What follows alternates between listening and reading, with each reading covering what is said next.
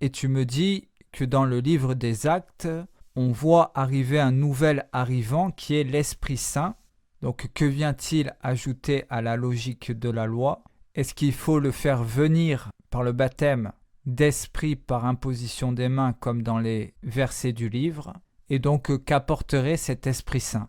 Comment être sûr qu'on l'a en nous et s'il habite en nous? Avons-nous une puissance promise par Jésus pour s'éloigner et guérir les malades?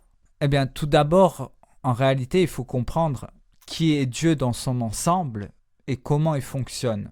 Et c'est vrai que la religion a toujours eu une vision de Dieu extrêmement terre à terre, où ils veulent faire comprendre qui est Dieu vraiment d'une manière totalement humaine. Donc ils vont séparer les choses. Ils vont séparer le Père, ils vont séparer le Fils et ils vont séparer l'Esprit. Donc l'Esprit Saint. Donc c'est pour ça qu'ils sont arrivés à la conclusion de la Trinité, le Père, le Fils et le Saint-Esprit, etc. Et après, on a tout un tas de choses liées à cela, donc comme des prières au nom du Père, du Fils et du Saint-Esprit, ou aussi par rapport à des guérisons que l'on va faire en ces noms-là, etc. Donc là, on est vraiment dans un système religieux qu'ils ont créé, tout simplement, pour expliquer qui est Dieu. Or, en réalité, si tu veux, tu ne peux pas faire de séparation en Dieu. C'est-à-dire que ce que le témoignage de Jésus nous dit, c'est que lui et le Père ne forment qu'un. Donc il n'y a aucune séparation entre le Fils et le Père. C'est lui qui va apporter le message de Dieu. Donc il est le garant de sa parole. Maintenant, cette parole-là, bien entendu, provient de l'Esprit. Donc l'Esprit est intégré en Dieu et donc la parole principale provient du Père et c'est le Fils qui va annoncer cette parole par cet Esprit-là.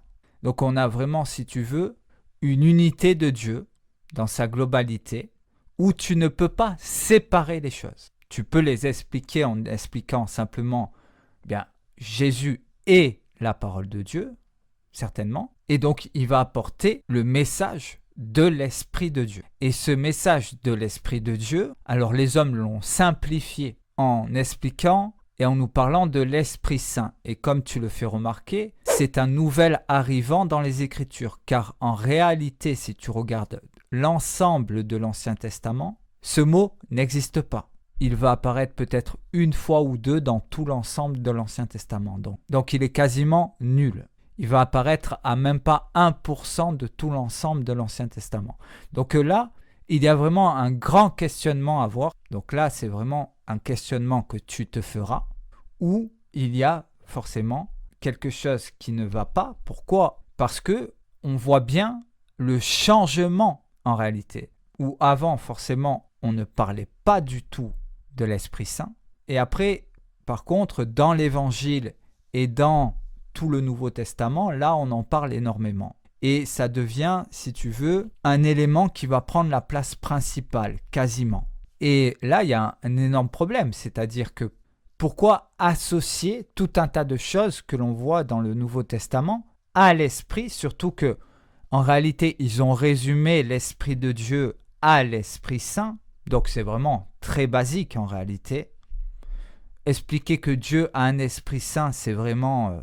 c'est comme si moi je t'expliquerais que bien le ciel il est bleu. C'est exactement pareil, c'est d'une logique absolue.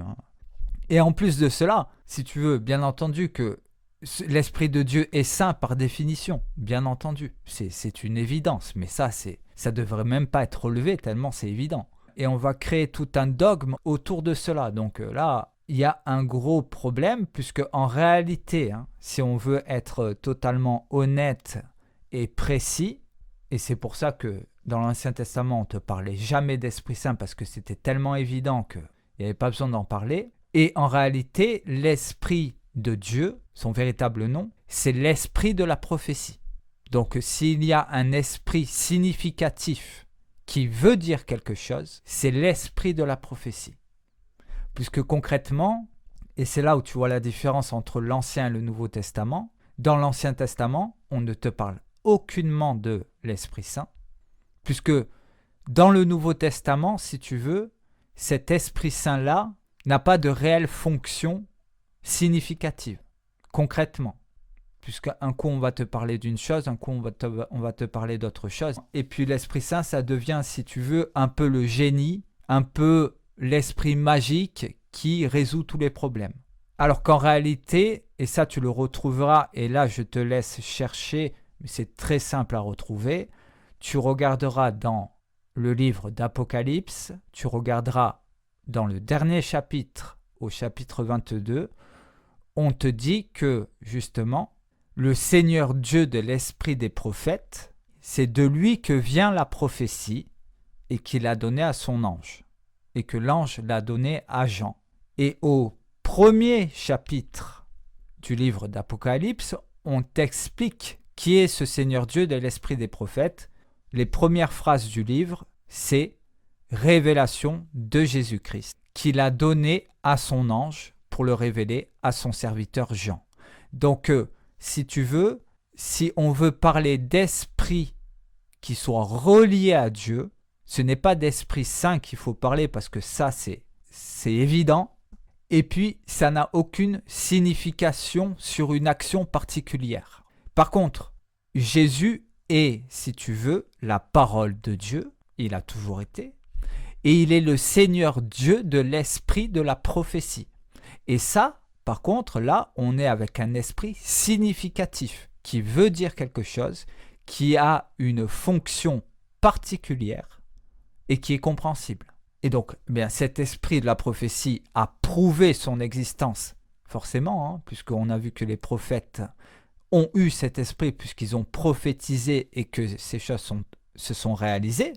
Donc, que ce soit des prophéties sur Israël ou sur les nations ou sur le Christ, ça s'est réalisé et puis c'est pas encore fini. Donc on est, si tu veux, avec des choses concrètes où dans l'ensemble de l'esprit de la prophétie, il n'y a aucune incohérence et où on comprend tout ce qu'il y a à comprendre. Donc voilà, pour simplifier les choses, l'Esprit Saint, c'est quelque chose de totalement abstrait qui n'a aucune signification propre. C'est-à-dire, on va te parler de l'Esprit Saint pour guérir, on va te parler de l'Esprit Saint pour parler en langue, on va te parler de l'Esprit Saint pour tout. Donc l'Esprit Saint, c'est vraiment l'Esprit magique qui répare tout, qui est là et puis qui fait tout. C'est le couteau suisse de Dieu, en réalité, dans les Écritures. Donc là, c'est là le problème, c'est-à-dire que ça ne fonctionne pas comme ça. Dieu, ce n'est pas un magicien. Il n'est pas dans des choses magiques.